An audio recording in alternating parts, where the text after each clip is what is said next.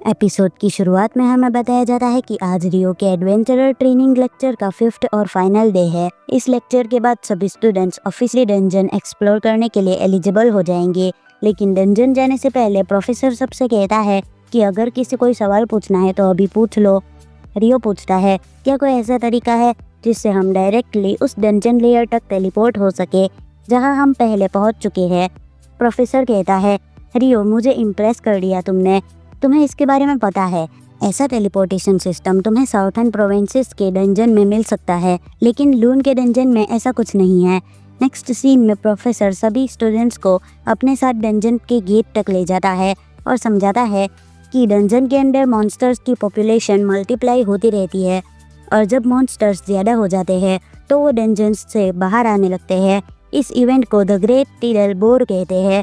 इसलिए डंजन के आसपास बड़ी बड़ी दीवारें बनाई गई है ताकि मॉन्स्टर्स टाउन तक ना पहुंच सके। फिर ये लोग रिसेप्शन पर अपनी इन्फॉर्मेशन सबमिट करते हैं और डंजन के अंदर एंटर करते हैं। प्रोफेसर कहता है, जैसे मैंने बताया था ये फर्स्ट लेयर है, यहाँ कोई भी डेंजरस मॉन्स्टर नहीं होता है।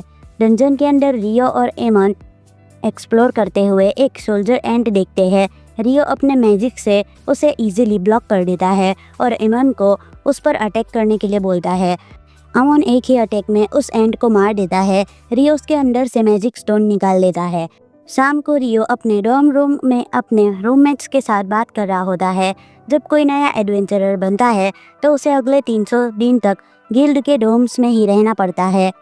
वो लोग बात कर रहे होते हैं कि पिछले कुछ महीनों से सोल्जर्स एंड फर्स्ट और सेकंड लेयर में भी दिख रहे हैं, जबकि प्रोफेसर के लेक्चर के अकॉर्डिंग इतनी जल्दी उनका वहाँ होना पॉसिबल नहीं था। तभी एबल आता है और कहता है सोल्जर एंड्स टनल बना सकती है, इसी वजह से वो अपर लेयर्स तक पहुँच जाती है। एबल को देखकर सभी लोग शॉक्ड हो जाते हैं क्योंकि वो एक फेमस एडवेंचरर है। एबल कहता है, तुम सब रियो के रूममेट्स हो ना, वैसे रियो स्ट्रॉन्ग तो है पर थोड़ा अजीब भी। रियो कहता है, एबल क्या तुम मुझसे लड़ना चाहते हो? तभी नील्स खड़ा होता है और अपना इंट्रोडक्शन देता है और बताता है कि वो एबल का बहुत बड़ा फैन है। एबल उसे कहता है, एक एडवेंचरर की सबसे पहली जिम्मेदारी होती है सरवाइव करना, इस बात को कभी मत भूलना। रियो फिर पूछता है, वैसे एबल तुम इतनी रात को गिल्ड में क्या कर रहे हो? एबल कहता है, क्रिम्सन पार्टी अभी भी एक क्वेस्ट कंप्लीट करके आई है। तभी क्रिम्सन पार्टी के बाकी मेंबर्स भी वहां पहुंच जाते हैं। रिया कहती है, एबल चलो हमें गिल्ड मास्टर को अपने क्वेस्ट की रिपोर्ट देनी है। लेकिन एबल गिल्ड मास्टर के पास जाने के लिए बहाने बनाने लगता है। तभी वॉरेन उसे उठाकर सीधा ले जाता है गिल्ड मास्टर के पास। थोड़ी देर के लिए लिन रियो को घूर कर देख रही थी, जिससे रियो को थोड़ा ऑकवर्ड फील होता है। फिर लिन भी सबके साथ वहां से चली जाती है। अगले दिन रियो और एमन साथ में डंजन्स जाकर काफ़ी सारे मॉन्स्टर्स को मार देते हैं, लेकिन इस फाइट के बाद एमन थक जाता है। तब रियो कहता है, तुम्हारा फाइटिंग स्टाइल एबल जैसा ही लगता है। एमन बताता है कि उसने स्वॉर्ड फाइटिंग किरो से सीखी थी और किरो ने ये टेक्निक रॉयल कैपिटल में एक बड़े स्कूल से सीखी थी।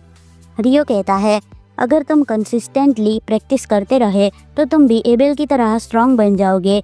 जब मैं एबल के साथ ट्रैवल कर रहा था तब देख रहा था मैंने, वो हर सुबह सबसे पहले स्वॉर्ड ट्रेनिंग करता था। ये सुनकर एमन कहता है, अगर ऐसा है तो मैं और मेहनत करूँगा। फिर अगले दिन रियो डंजन्स में नहीं जाता बल्कि लाइब्रेरी जाकर एल्केमी के बारे में पढ़ना शुरू कर देता है। लाइब्रेरी के बाद वो बाहर बैठकर सोचता है कि एल्केमी की प्रॉपर स्टडी कैसे करी जाए। तभी अचानक से एक सोलर एक्लिप्स हो जाता है और हर जगह अंधेरा छा जाता है। रियो नोटिस करता है कि आसपास कोई भी इंसान नहीं है, वो पूरी तरह अकेला है।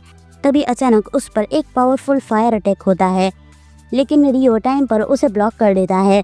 फिर एक अकुमा उसकी तरफ बढ़ती है और कहती है, लगता है एक और इंसान इस सब का हिस्सा बन चुका है, लेकिन इससे कोई फ़र्क नहीं पड़ता क्योंकि अब तुम मरने वाले हो।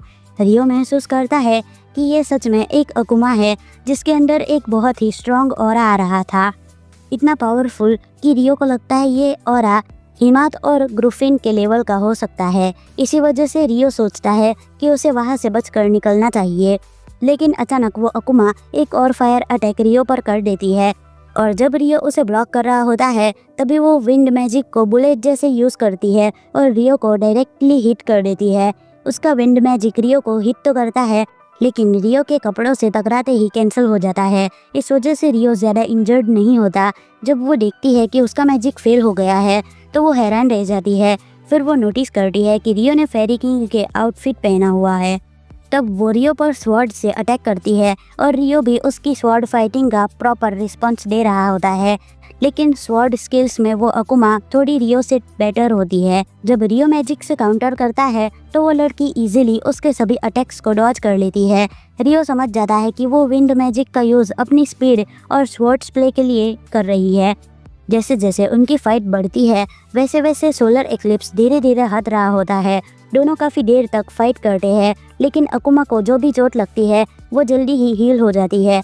और जैसे ही एक्लिप्स ख़त्म होने को होता है वो फाइट स्टॉप कर देती है और कहती है, काफ़ी टाइम बाद किसी से लड़कर इतना मज़ा आया, तुम काफ़ी इंटरेस्टिंग हो, लेकिन क्लोस्टर पर मेरा कंट्रोल इतना ज़्यादा नहीं है।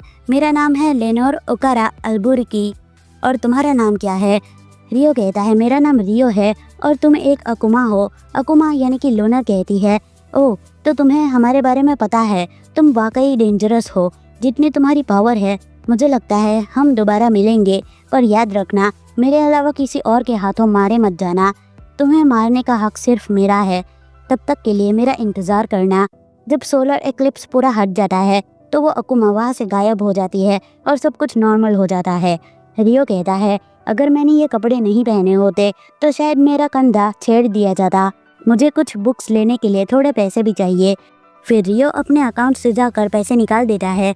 उसके बाद जब रियो गिल्ड डॉर्मिटरी में वापस आता है तो वो देखता है कि उसके रूममेट्स रूम में नहीं है। जब रियो अपना कंधा ठीक करवाने जा रहा होता है तो उसकी नज़र विंडो से नीचे पड़ती है, जहाँ कुछ लड़के उसके रूममेट्स को बुली कर रहे होते हैं। रियो तुरंत नीचे जाकर उनमें से 4 लड़कों को इजीली नॉकआउट कर देता है। 5th लड़का रियो को पंच करने आता है, लेकिन रियो उसका पंच डॉज करके एक लाइट हिट में ही उसे गिरा देता है। उसके बाद रियो उनको नरिशमेंट देता है ताकि उनकी एनर्जी वापस आ जाए।